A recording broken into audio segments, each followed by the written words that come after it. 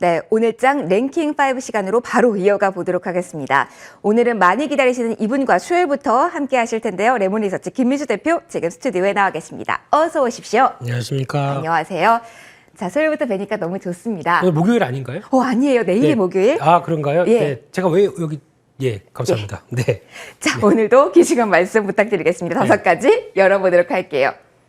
저희가 지난 목요일장으로 제가 기억을 합니다. 첫 번째 이슈로 철강을 꼽아서 펄펄 끓는 똑같은 제목을 썼는데 많이 식은 오후장이라서 대표님께서 식었어 라고 하셨었거든요. 네. 근데 오늘은 계속 연속성까지 나와서 한 번 더 깊이 있게 이야기 드려보려고 합니다. 이렇게 연속성까지 나오고 좀 단단하다고 본다면 철강주 시선을 조금은 달리해도 되는 시점 이제 온 걸까요, 대표님?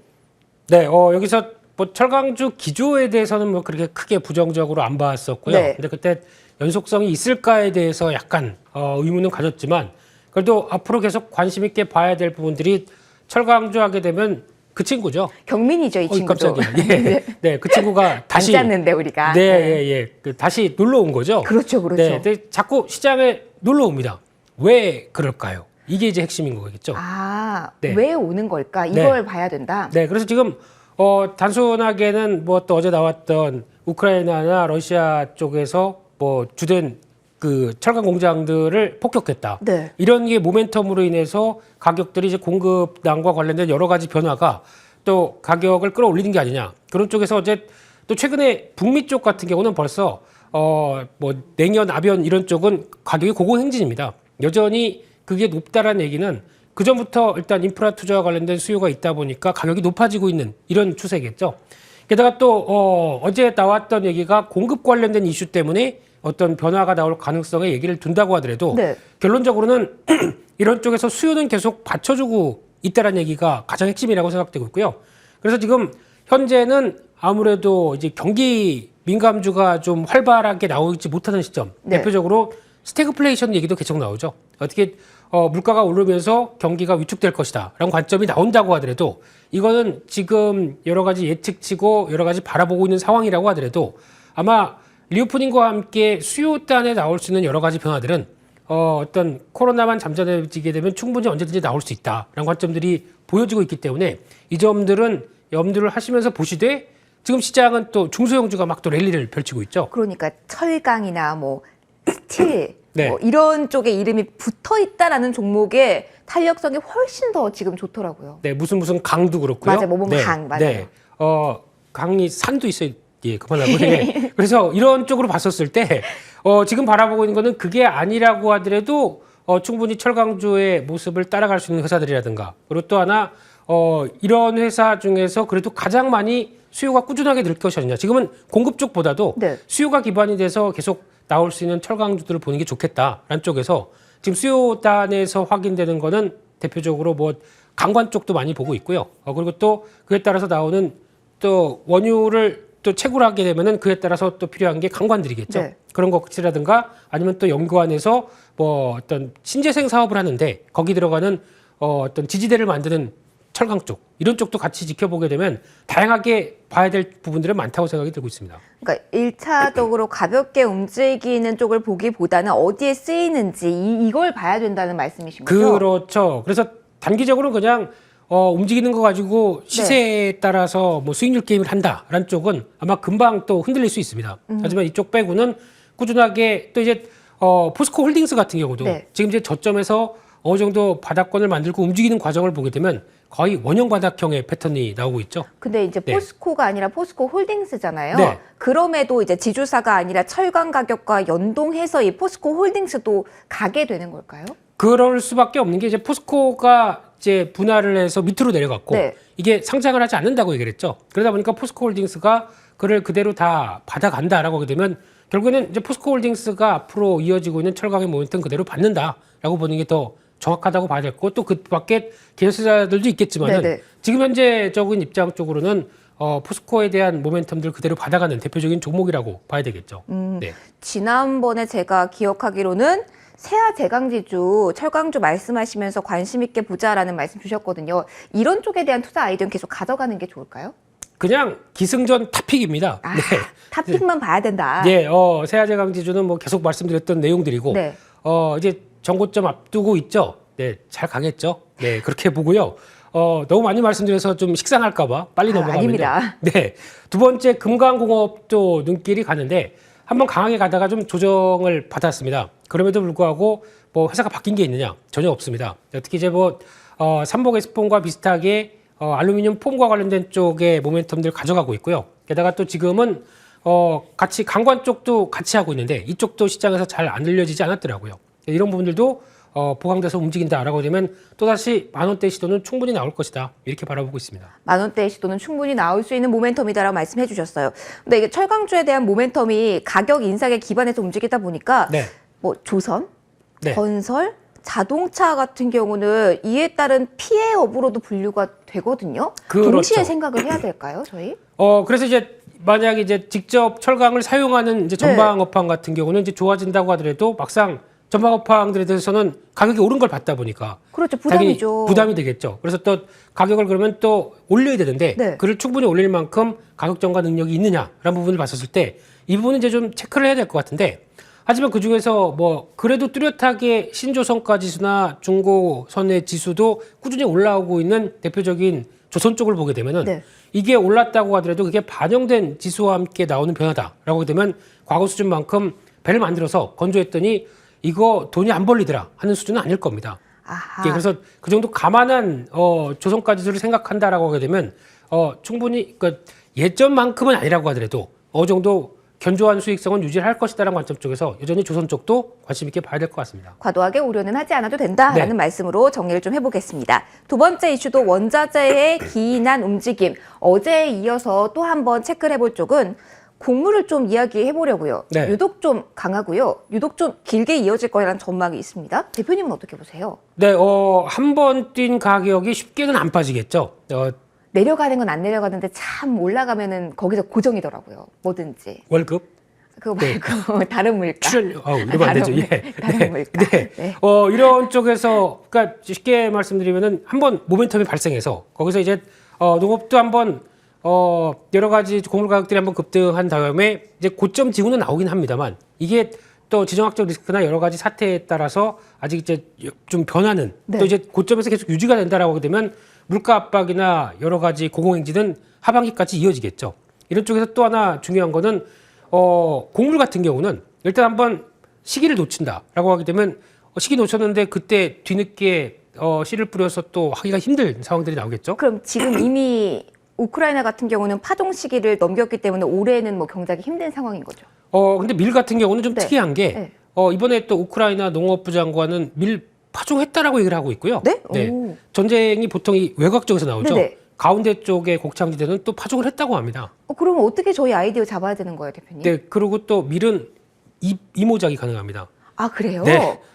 저도 뭐 농업에 뭐 이런 그냥 기사를 보고 그렇구나 아는. 그러면은 뭐 네. 이게 생각보다 많이 길게 간다라고 생각해서 뭐 농기계까지 멀리 보고 이런 계산을 하면 안 되는 건가? 좀 짧게 봐야 될까요? 근데 이게 그렇다고 하더라도 한번 올라간 가격들이 그러면 이제 곡물 가격이 왜 올라가느냐라고 봤었을 때 여러 가지 특히 곡물을 파종했을 때 만약에 들어가는 농부의 인건비라든가 아니면 거기 또 들어가서 농기계를 돌려야 되는데 농기계가 또 철강으로 만들죠. 가격 올라갔죠.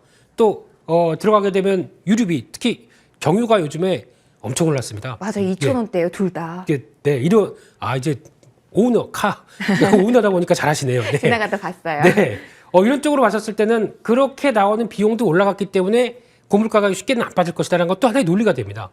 그래서, 그러면 네. 곡물 관련 주를 봐야 돼요? 아니면 다른 부족할 거를 선취해야 돼요? 그래서 이럼에도 불구하고 네. 지금 시점에서 봤었을 때 네. 이제 뭐 보통 보면 사료 종목들 그리고 또 뭐 비료 종목들, 농기계 종목들 같이 다 움직이긴 하는데 구분이 좀 필요할 게 그러면 이게 지금 회사의 기업의 펀드멘탈 대비해서 적정한 주가냐라는 부분들도 한 번쯤은 주가 올라가는 것보다 체크할 필요가 있다고 봐야 될 것 같고요. 네.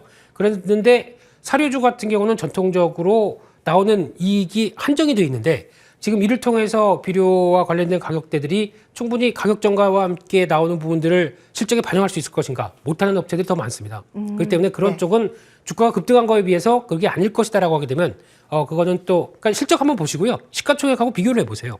아니다 싶으면은 지금 많이 올랐으니까 됐어라고 생각을 하시고 상대적으로 좀 지금 올라가긴 하지만 이런 체력을 바탕을 갖고 있는 종목들 네. 대표적으로 보면 남해화학 같은 경우는 좀 차별화돼서 봐야 될 것 같습니다. 그 전에 한때 요소수 사태와 함께 암모니아 비료와 관련된 또 쇼티지 얘기 나오면서 한번 주가가 급등했다가 지금 최근에 다시 움직이기 시작하는데 이런 쪽은 또 성수기와 함께 어느 정도 개연성은 있다고 봐야 될 것 같고요. 그래서 아마 지금 최근에 움직이는 쪽은 유심 있게 볼 필요가 있겠다라는 쪽은 눈길이 가고 있고요.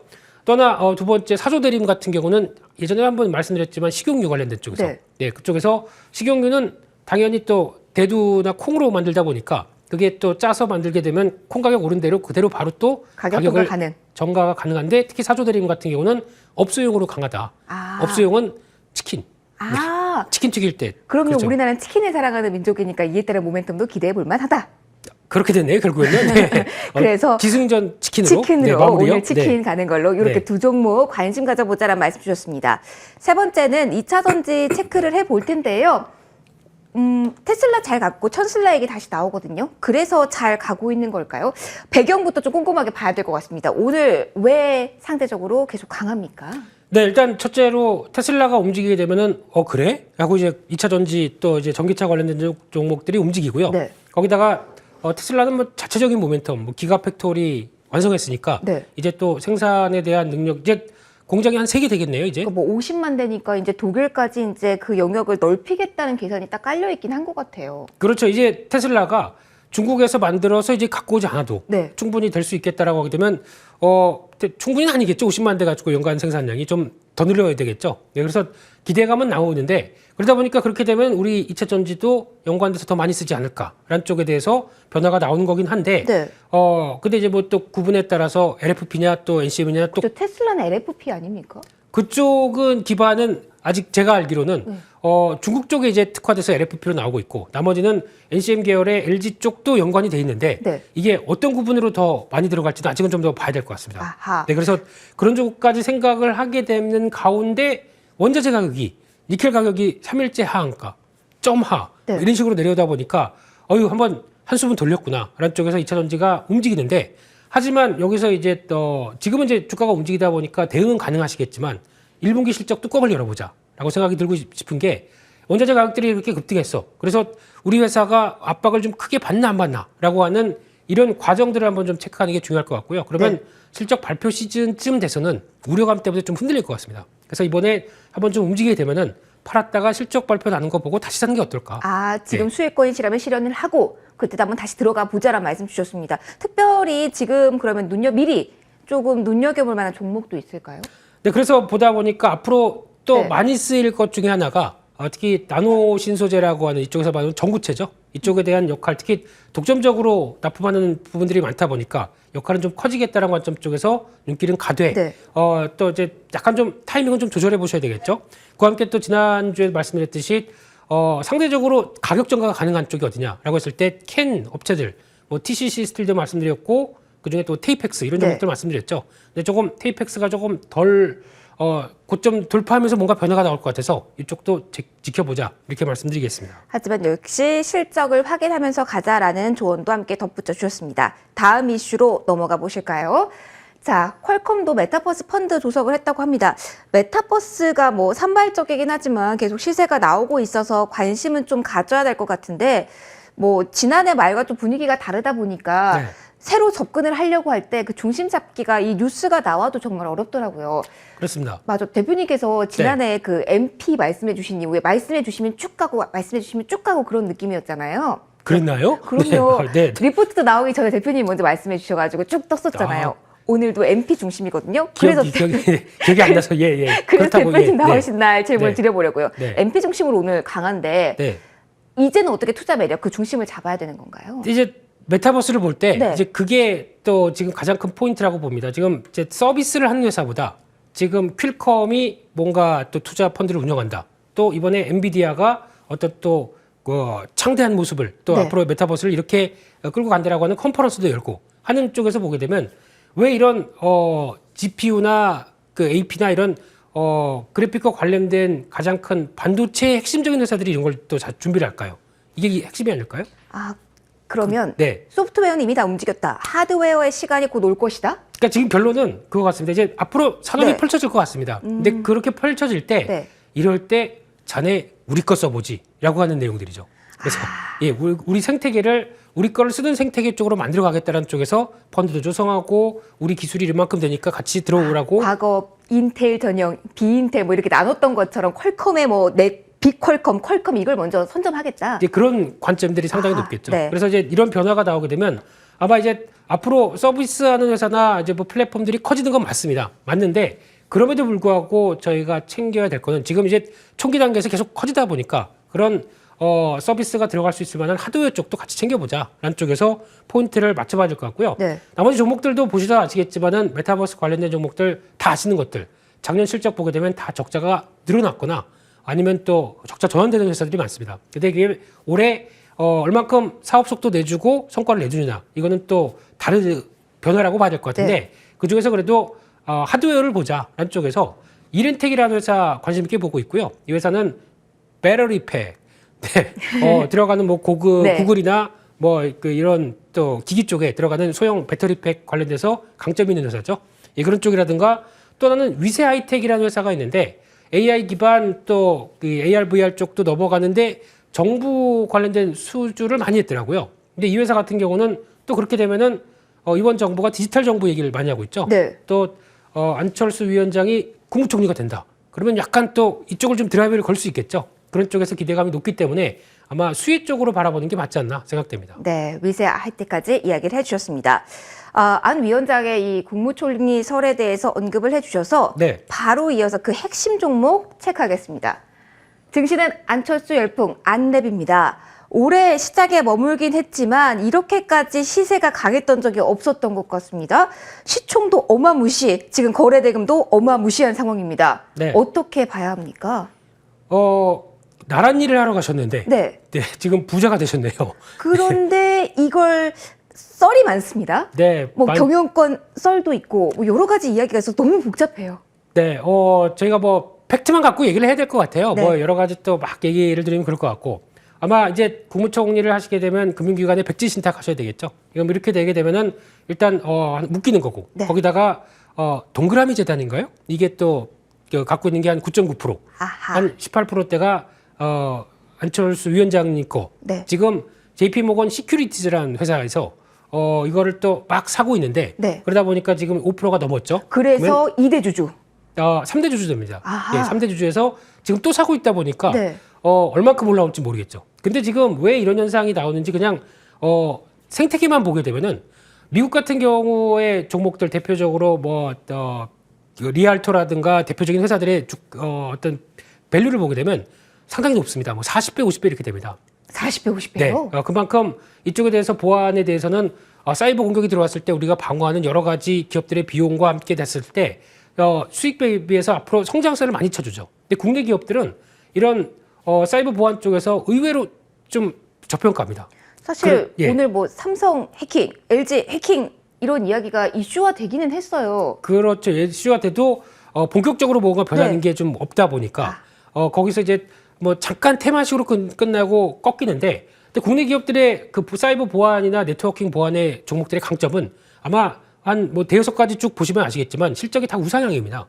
그럼에도 불구하고 밸류를 제대로 못 받았다고 하게 되면 이런 과정들이 뭔가 나오는 게 아닐까. 물론 정치적인 관련 뭐 이런 거 다 빼고 그렇게 나섰을 때 보게 되면 아마 개인적으로는 사이버 보안주에 대해서 관심은 계속 필요한 모멘텀이 나오지 않을까라는 쪽에서 이쪽을 더 챙겨보자라는 쪽이고요.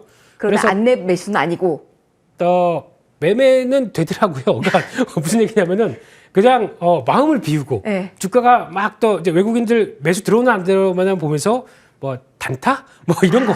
그럼 좀 편안하게 봐도 가능성이 있다. 그러면서 이쪽에 대한 관심은 이어가자라는 관점이신 거죠? 네, 그게 확장되게 되면 분명히 기회가 오겠다라는 네. 입장이고요. 그런 쪽에서 봤을 때 종목 들어오는 게 뭐 작년도 실적 좋았던 윈스라든가 네. 또 파이오링크 이런 종목들 같은 경우는 다 사이버 보안계에서 한 자리씩 하고 있는 회사들이거든요. 그리고 또 실적도 꾸준히 좋아지고 있다 보니까 변화 나올 수 있을 거다라고 생각해 보면서 한번 관심은 가지셨으면 좋겠습니다. 정치 테마도 지금 동반해서 많이 오르곤 있는데 네. 이쪽에 대해서는 대표님의 관점은 이 단타라도 마음 졸이지 말자 이런 입장이실까요? 아닙니다. 뭐 무슨 뭐 그렇다고 네. 그분 관련된 뭐 써니전자 이게 뭐가 관련된지 전혀 모르겠고요. 뭐 이런 전통적인 대선 끝났는데 왜 이런 종목들이 움직이는지 저는 이해를 못하겠지만 하지만 안랩을 바라보는 입장은 뭔가 누가 지분을 계속 막 사가기 시작합니다. 그러면 저희가 모르는 뭔가가 있겠구나라고 하는 약간 플러스 알파를 생각하면서 시세만 이용하자라는 정도로만 말씀드리겠습니다. 그리고 펀더멘털에 대한 매력도는 있는 종목이긴 하다. 보안 쪽. 그러니까 지금 아마 이틀 전까지는 그래도 봐줄만 했는데 지금 시총이 아마 1조 5천억 정도. 예. 예. 이 정도면은 조금 부담은 되는 것 같습니다. 네, 알겠습니다. 그래서 네, 그 정도는 말을 아끼겠습니다. 조심스러울 수밖에 없는 네. 부분입니다. 5개 이슈 저희가 쭉 커버를 해봤습니다. 와, 오늘도 풍성했습니다. 어떤 이슈에서 원픽 대표님 고르셨을까요? 네, 오늘은 왠지 4자가 끌리네요. 네. 4자? 네. 그래서 4번에서 메타버스 얘기할 때 말씀드렸던 이렌텍이라는 회사 말씀드리고 싶고요. 아, 그러면 이것도 뭐 네. 애플의 기기와 함께 갈 수 있는 종목일까요? 애플 쪽은 아닐 것 같습니다. 아하. 근데 아마 삼성이나 구글 쪽이 아닐까라고 네네. 생각이 들고 있는데 그럴 가능성은 높은데 작년 실적을 보시게 되면은 그리고 또 올해 예상 실적을 보게 되면 이 회사가 원래 또 크는 게 전자담배 관련돼서 거기 들어가는 배터리 팩과 또 제조 지금 KTNG 쪽이죠. 아, 이쪽과 네. 연결되다 보니까 실적이 상당히 좋아진 부분들이 연장될 수 있겠다라는 쪽에서 관심을 갖고 있고요. 그래서 지금 한 15,000원대 중반 정도면은 접근 가능하겠다라는 입장이고요. 목표가는 조금 높이 잡았습니다. 네. 한 19,000원대 정도까지 갈 수 있는 체력이다. 개인적으로 생각하고 있고요. 손절가는 14,000원으로 말씀드리겠습니다. 네, 알겠습니다. 지금까지 레몬인서치 김민수 대표와 이 시간 함께 하셨습니다. 대표님 오늘도 고맙습니다. 감사합니다. 네.